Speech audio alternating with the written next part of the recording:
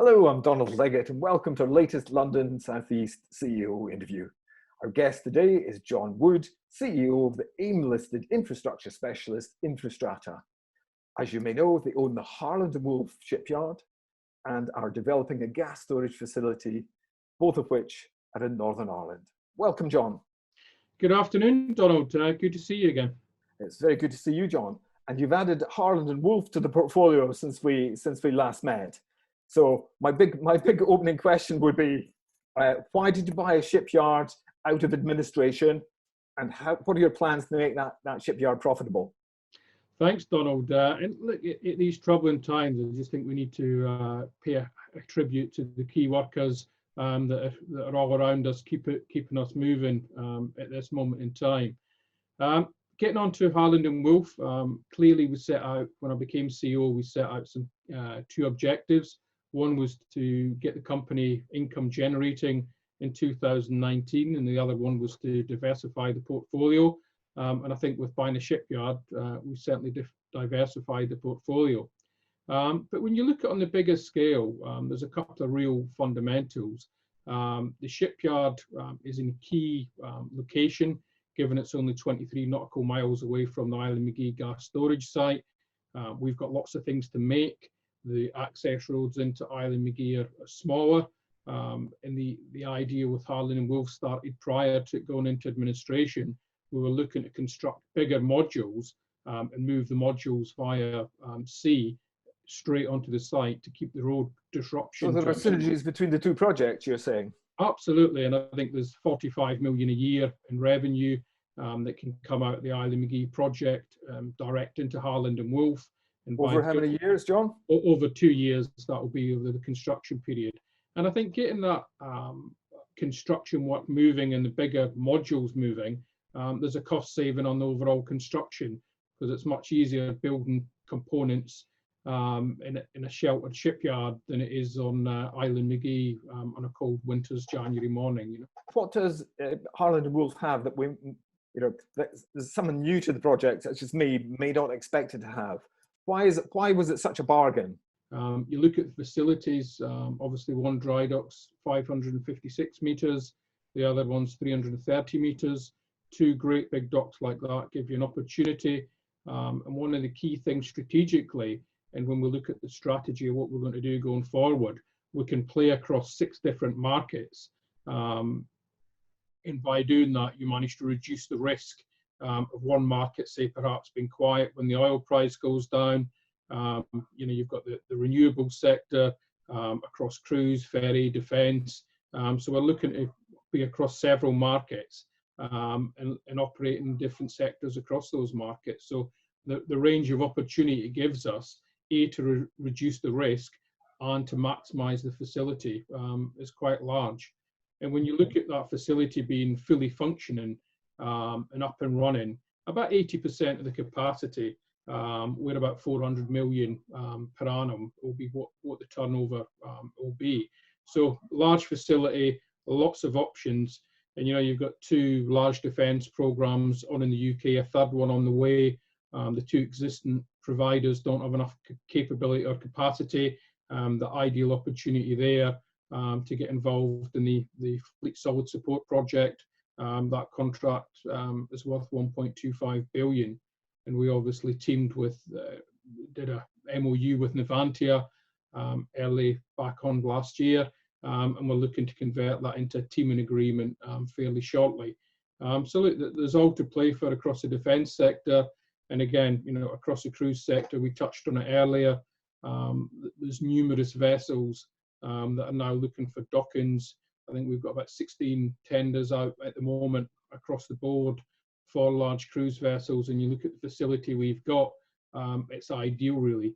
So could you talk us through what contracts you actually have and the different areas that you've actually you're actually working in at the moment? Yeah. Well, we started off with ship repair, which is your standard, bring the ships in, dry dock them. And the key thing with that initially was making sure that the dry docks were still operationally good. All the supporting infrastructure, the cranes, the power and everything was good. So I think we started off with fairly small contracts to begin with the local vessels running across the Irish Sea. We've had the Islandmagee in there. We've had various sea trucks vessels in there, and we've had some clipper vessels in there. So I think that basic work, all very well and good. I think the first 45 days we dry docked 5 vessels. Every month there's been vessels in and out of the yard since. We're really looking to now up that to the next class and the next size of vessel, which really takes you into that cruise arena. So any likely cruise ships to come? We believe there will be. Nothing signed as yet. And I think when you look at the overall projection of where we'll end up in our first year operation, we always said we wanted to be break even by the end of the first year. That's still exactly where we want to be. And I think we'll get there by the end of this year, even with the issues we've had with COVID-19. I think whilst things have slowed a little bit over the last month, we've had some postponements, but we've also had some additional work in. And I think the uplift that we see coming at the end of the year will more than compensate for the few delays that we've had. And you look at our pipeline at the moment, we've got a weighted pipeline and an unweighted pipeline. Unweighted, we're about 1.8 billion at the moment. Weighted, we're about 821 million over the next 5 years. So the pipeline's there. It's just the hard job now of converting the pipeline into actual orders and firm contracts. And define pipeline for us. That's a combination between business that we know is out there and available to tender. There's various stages of that pipeline. Some may be, it's been announced, some may be we're tendering, and each part of that contract has a different weighting on it. So if it's just something we know about, or we're very low weighting. If it's something we've tendered, we know the client well and we know our price to win, and we've got a good feel about it, that percentage will obviously be a lot higher. What effect has COVID had on that process?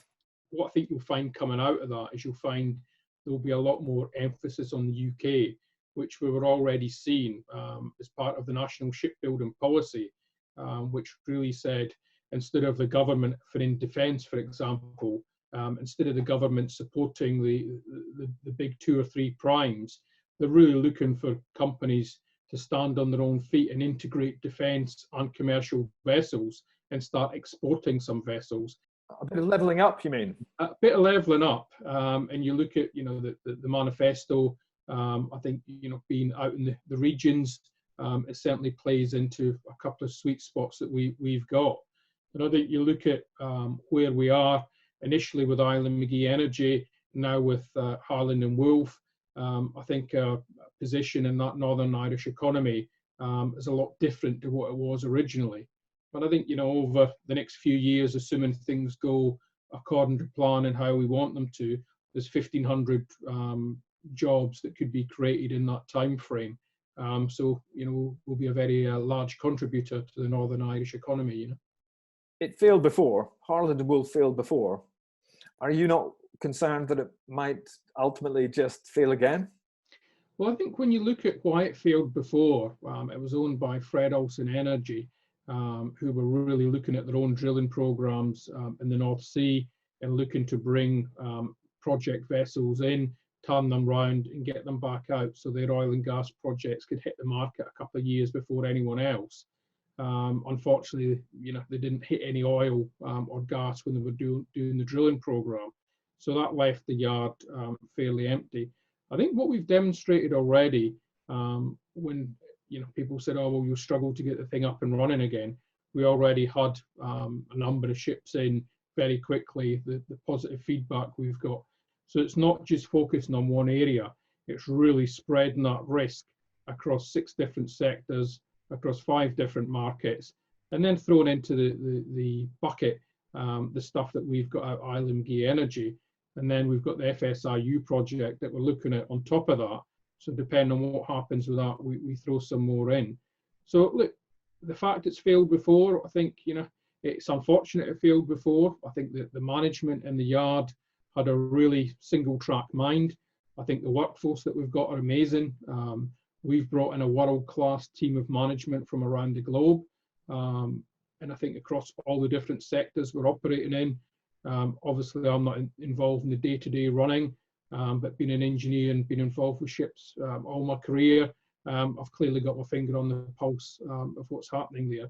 And I think we see the opportunity is huge, and I think it will become a major, and I think even since we bought the yard, the potential of what we can do with it has increased. Let me just stop you there. You mentioned the politics of Northern Ireland.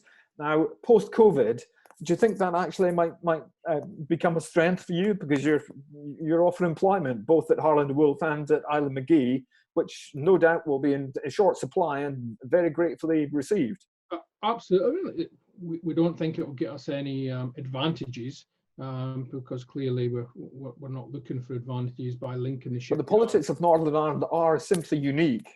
They are, Donald. And I think, look, we're really pushing hard on the fact that we've got Islandmagee, that's a unique project, Harland and Wolff, that's a unique project. One of the things that has come out during the recent lockdown is how close we've been to blacking out and losing electricity supplies again, which brings gas storage right back into the focus. And I think that gas storage project, with gas storage project then transitioning later in life into hydrogen, it sets up lovely for the Northern Irish economy. There's a lot of interest in that. Only when I was in at number 10 a few weeks ago, I had a Royal Caribbean in there for some discussions. Hydrogen came up, gas storage came up. So clearly at the highest level of government in the UK and devolved, energy supply is top of the agenda. So what were you in number 10 for, John? We were in there for the discussion, Donald.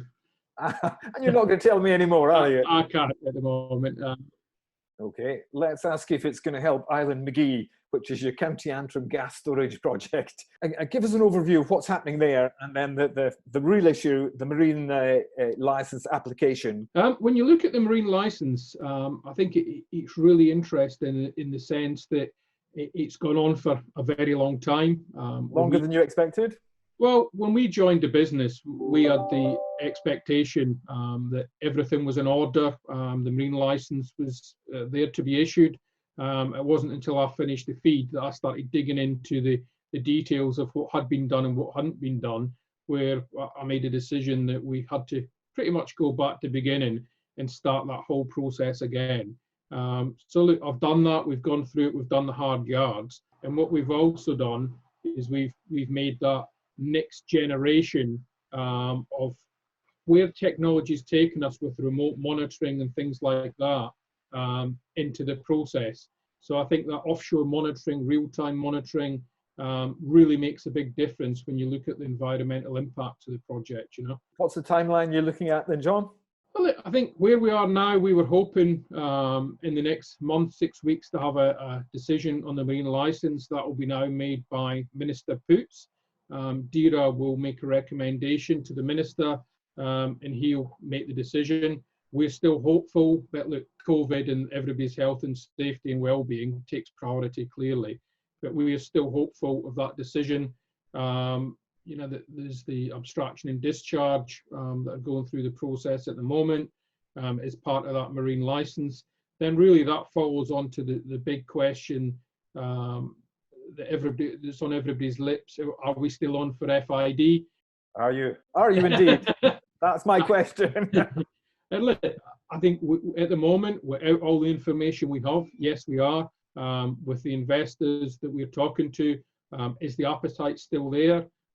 We spoke last week. Yes, the appetite's still there. Is our appetite still there to pursue government guarantees and things like that to retain more of equity in the project?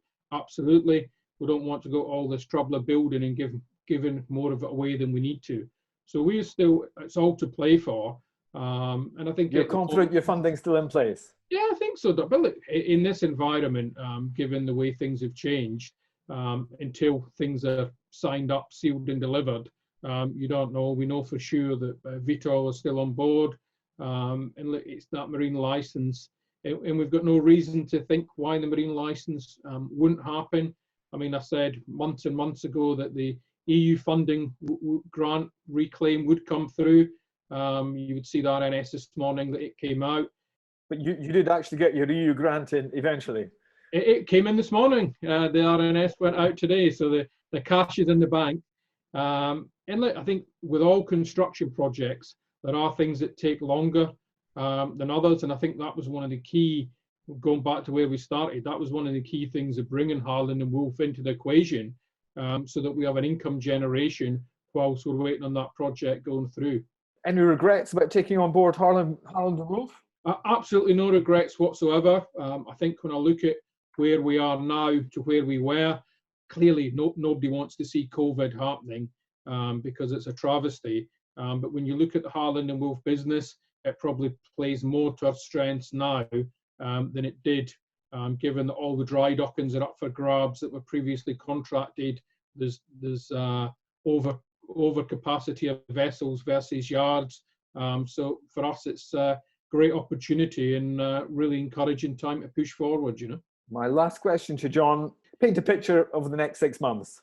Well, I think one of the things we're not going to do is every vessel that comes into Harland and Wolff, we don't intend to announce. I think we're really looking at items that are material. We've set out our stall saying break even for the year. So any material contracts we will announce, all the smaller stuff we won't. I think we've got, if we reach an agreement on FSS and the teaming arrangement there, we'll put that together. We've obviously got, when things happen in the cruise industry, there'll be some announcements around that to do. There's obviously the marine license when that moves through, and we've also got the extension of the FSRU project. I'd just like to say thank you very much indeed for joining us today, John. It's been a pleasure having a chat with you and very informative. If you liked that interview and would like to see more interviews like that one, don't forget to subscribe to the London South East YouTube channel. Thank you, John. Thank you, everyone, for watching, and stay safe.